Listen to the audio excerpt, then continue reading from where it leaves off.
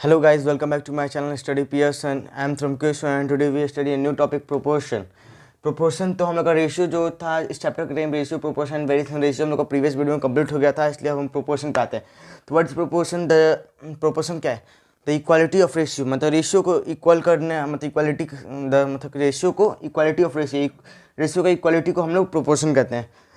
तो जैसे फॉर हम एक नोट है जैसे कि if a is to b equal to c is to d then a b c d is said to be proportion. मतलब a b c d हम लोग अगर a is to b equal to c is to d है तो हम लोग a b c d जितने भी ये वेरिएबल्स हैं इसको हम लोग प्रोपोर्शन कहेंगे.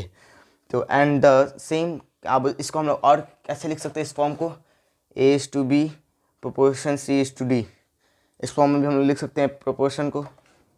और इसके दूसरे टॉपिक पर मैं आप लोग बताता हूँ कि इस सब जितने भी ए बी सी डी हम लोग उसको क्या कहेंगे.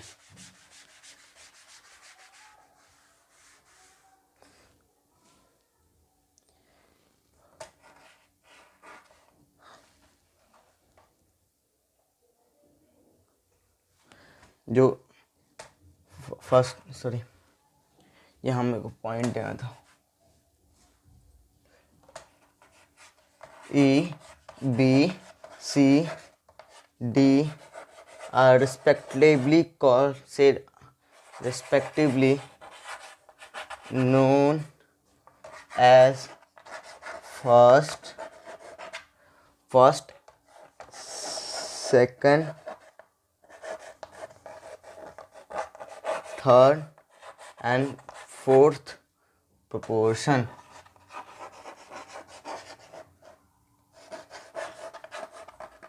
इसको जो हम लोगों ने लिखा था किस फॉर्म में, जैसे कि क्या था, ए इज टू बी था ना, ऐसे proportion C is to D था.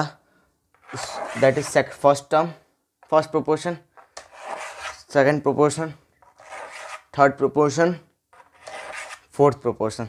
इसको हम लोग ऐसे ही बोल सकते हैं. इस सारे वेरिएबल को इस फॉर्म में हम लोग बोलेंगे.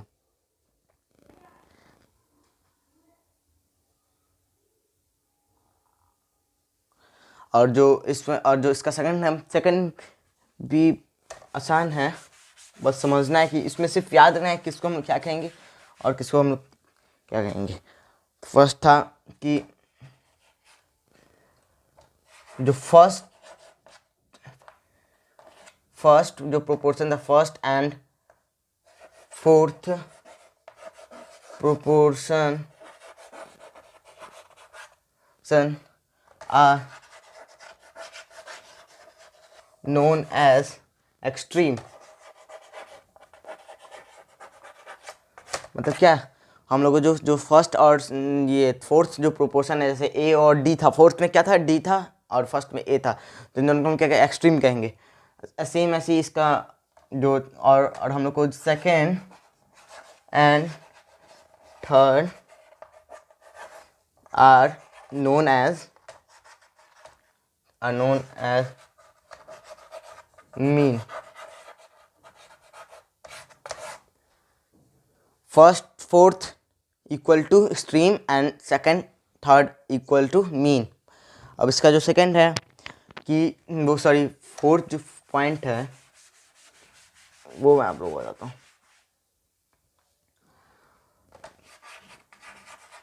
Product of extreme equal to product of mean.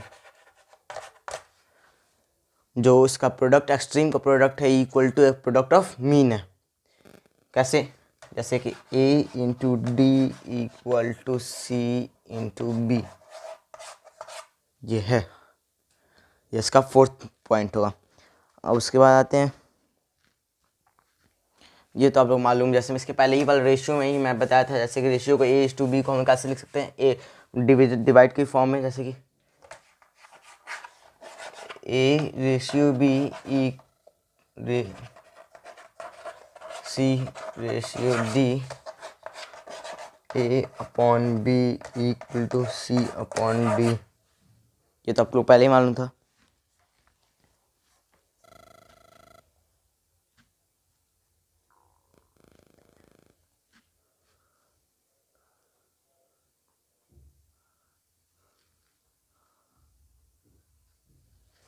अब जब अब इसी को इसको ये कहेंगे तो फिर उसके बाद जो अगर इसको रेसिप्रोकल करते हैं, जैसे इसको मैं इरेज करके आपको दोबारा बताता हूँ।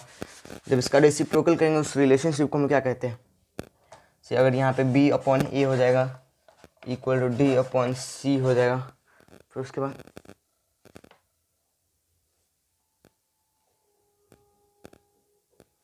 रेसिप्रोकल को this relationship known as invertendo invertendo कहते हैं इस रिलेशनशिप। ये अगर उस प्रोपोर्शन को अगर रेसिप्रोकल कर देते हैं तो उसको हम लोग इन्वर्टेंडो कहते हैं। उस रिलेशनशिप को हम लोग इन्वर्टेंडो कहते हैं। ये हम था इसका 5th पॉइंट। सेम उसी को और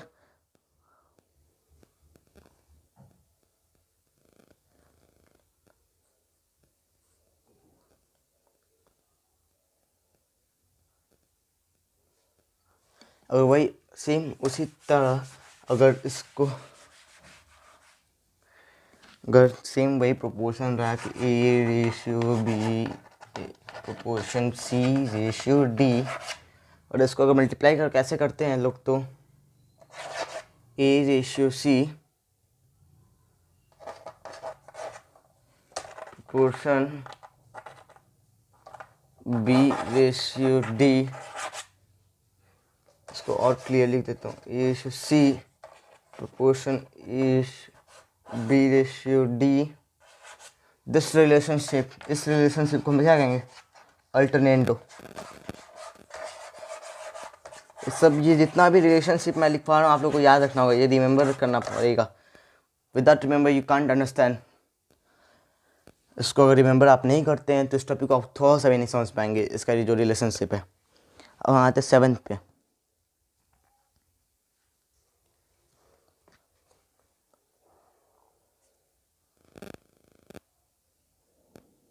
और उसमें दूसरा जो 2nd पॉइंट है उसमें कोई भी कि मैं पहले नहीं बताऊंगा क्योंकि आप कंफ्यूज हो जाएगा। जैसे कि था ना A upon B equal to C upon D, इसको जैसे कि we add 1 on both side, तो बोथ साइड पर अगर 1 ऐड करते हैं लोग दोनों साइड पे, तब देखते हैं क्या होता है। A upon B plus 1 equal to C upon D plus 1 है, तो ये होगा क्या होगा, B A plus B equal to C plus D upon D। ये तभी भी इक्वल होगा, तब इसको हम क्या कहेंगे, इस रिलेशनशिप को हम लोग क्या कहेंगे, componendo. This relationship known as componendo. तो अगर इसको हम लोग कैसे लिख भी सकते हैं, कैसे, तो C A upon B ratio B equal to C plus D ratio D। This relationship known as componendo. ये सब मेन रिलेशनशिप है प्रोपोर्शन का, जो आपको वो याद रखना होगा। दिस रिलेशनशिप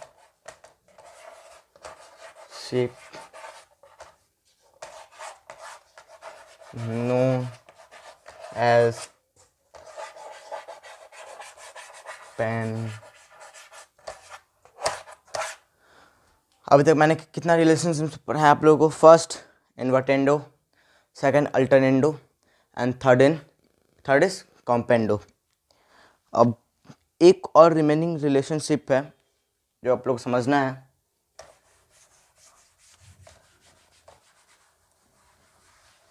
ज़्यादा उतना हार्ड नहीं है, बहुत इजी है, लेकिन समझ जाते हैं तो बहुत आसानी है। और इसका जो था लास्ट जो रिलेशनशिप है वो कॉम्पेंडो का अपोजिट है। जैसे कि दोनों साइड में अगर हम लोग +1 करते हैं तो उसमें क्या होगा, both 1 subtract 1 from both side. और दोनों साइड सब्ट्रैक्ट करते हैं सेम वही होगा कि दोनों इक्वल रहेगा।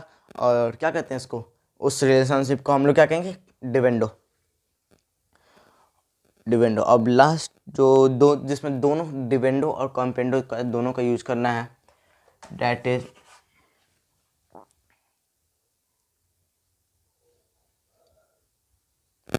लास्ट दोनों का यूज करना है हम लोग को।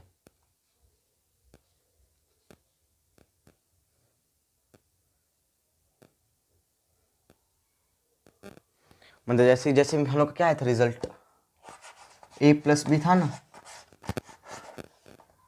उसके बाद क्या था ए प्लस बी, और क्या था उसमें मैं भूल रहा हूँ, हाँ ए प्लस बी था और सी प्लस डी था, C plus D upon D and have upon A minus B upon B equal to C minus D upon D. इसको हम कैसे लिखेंगे, इस रिलेशनशिप का जो रिजल्ट आएगा उस this relationship called a componendo and dividendo, उस दोनों रिलेशनशिप को कॉम्पेंडो डिवेंडो कहेंगे। जैसे कि कैसे लिखेंगे, ए plus be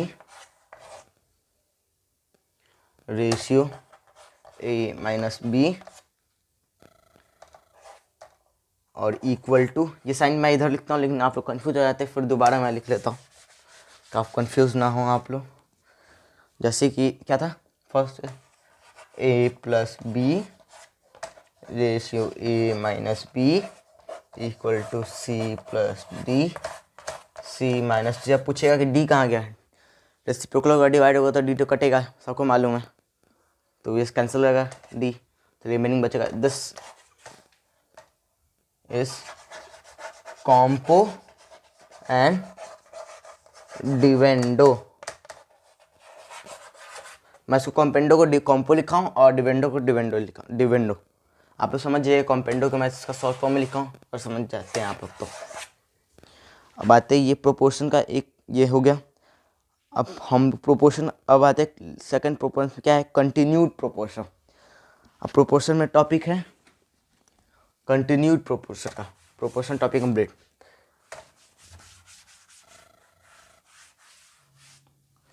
continued proportion,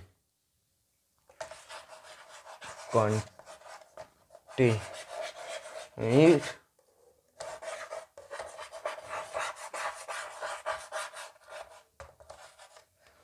continued proportion,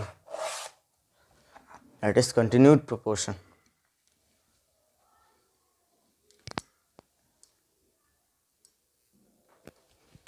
अब हम लोग थे कंटिन्यूड प्रोपोर्शन पे। कंटिन्यूड प्रोपोर्शन है कि जो थ्री क्वांटिटी है, जैसे ए बी सी डी होता है ना, जैसे A ratio B, A is to B proportion C ratio D, तो इसमें जो A B C three quantity है, जो फर्स्ट थ्री क्वांटिटी है वही कंटिन्यू प्रोपोर्शन होता है। यही तीन क्वांटिटी को हम लोग कंटिन्यू प्रोपोर्शन कहते हैं। जैसे कि कंटिन्यू प्रोपोर्शन हुआ कि और प्रोपोर्शन कंप्लीट करना है तो फोर होगा ना, होता है ना, first second third fourth term complete करना है तो इसमें से कोई एक कंटिन्यू होगा, मतलब कि दो बार रिपीट होगा। तो A ratio B is to B ratio C जो होता है कि यहाँ पे बी रिपीट है, बी इज अ प्रोपोर्शन। तो here the C is the third proportion of, C is the third proportion of A and B. यहाँ पे इस के मुताबिक अगर हम लोग ऐसे लिखते हैं तो यहाँ पे सी जो रहेगा वो हम लोग क्या कहेंगे, सी क्या कहेंगे, C is the third proportion of A and B. तो अब हम लोग का ये कंप्लीट हो जाए तो अब आते हैं mean proportion of A and C. अगर सी ए बी का थर्ड प्रोपोर्शन है तो ए सी का मीन प्रोपोर्शन क्या होगा, ये एक टॉपिक है। तो नेट आप क्वेश्चन समझिए या टॉपिक समझिए। Mean proportion of A C का मीन प्रोपोर्शन समझाना आप लोग को, तो क्या यहाँ पे बी रिपीट करेंगे, ए रेशियो बी रेशियो, ये proportion B ratio C, sorry C, then B is called mean proportion of A C, A and C. तो कैसे, यहाँ पे मैंने आप लोगों को फोर्थ नोट्स में एक आप लोग पॉइंट बताया था कि product of extreme equal to product of means. तो A C equal to B square and B equal to A C का रूट। अगर ये अगर प्रूव होता है इक्वल है तब ये क्या है, सॉरी इसके अगर डन दैट।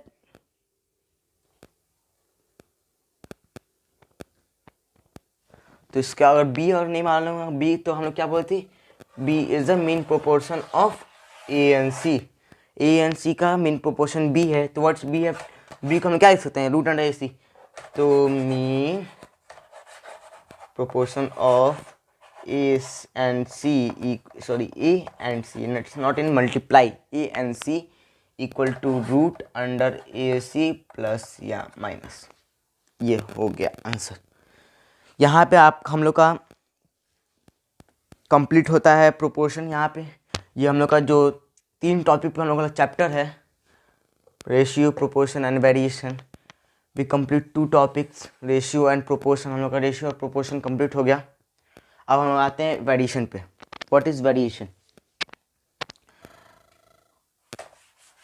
प्रोपोर्शन ज़्यादा इजी था बहुत, और रेशियो कंपेरिजन में देखा जाए तो रेशियो में तो बहुत सारे टॉपिक थे।